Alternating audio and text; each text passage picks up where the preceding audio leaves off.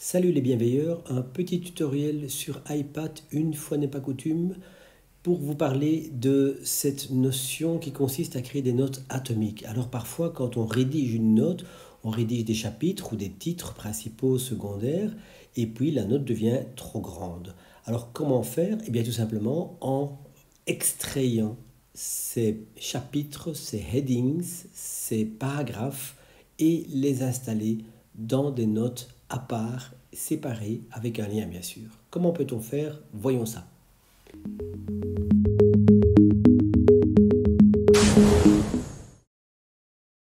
Voilà, partons de cette petite note d'exemple avec 3 chapitres et je vais utiliser le plugin Note Composer. Alors bien sûr, je vais entrer d'abord la commande dans le menu iPad mobile d'Obsidian.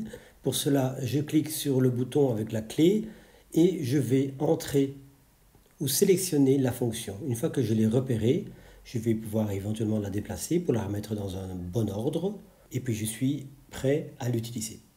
De retour dans ma note, je vais mettre mon curseur sur le titre que je vais sélectionner et extraire. Je clique sur le bouton que j'ai sélectionné, j'entre le nom de la note, ensuite je tape Enter et la note est créée et le lien est créé dans la note originelle de manière à pouvoir rejoindre la note que je viens de créer.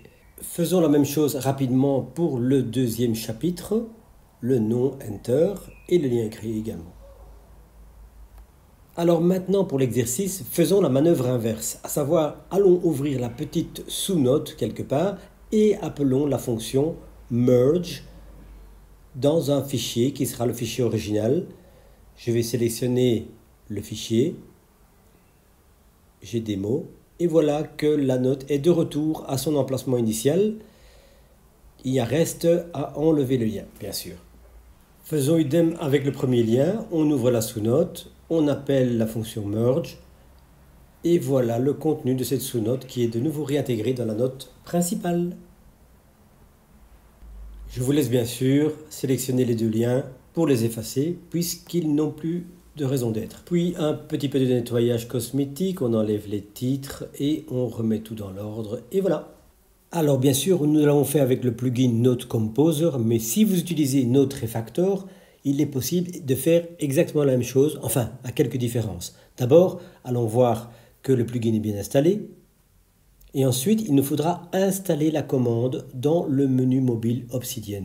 Mais comme elle n'est pas présente, il va falloir l'ajouter. Nous retournons donc dans la petite clé qui ouvre ce menu mobile dans lequel je peux ajouter ou déplacer des commandes. Et tout en bas, je peux ajouter la commande que j'ai envie.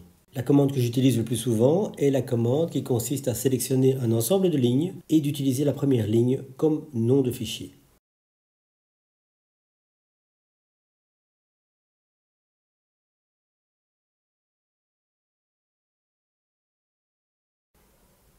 À ce moment-là, pour pouvoir créer la même chose que tout à l'heure, je sélectionne l'ensemble du chapitre et j'active la commande qui est maintenant présente sur le menu mobile et on obtient exactement le même effet, à part que le template, c'est-à-dire la manière de présenter les choses sur la note origine et sur la note destination, sont tout à fait adaptables avec les options.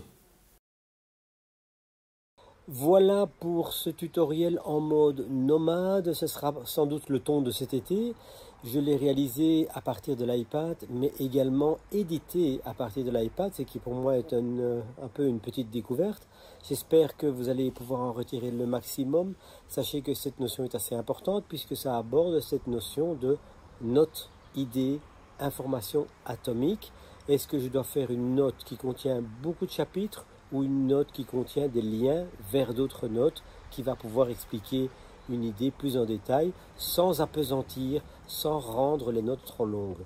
Voilà, j'espère que vous avez apprécié. Je vous souhaite un bel été et de belles découvertes. Allez, à bientôt. Ciao.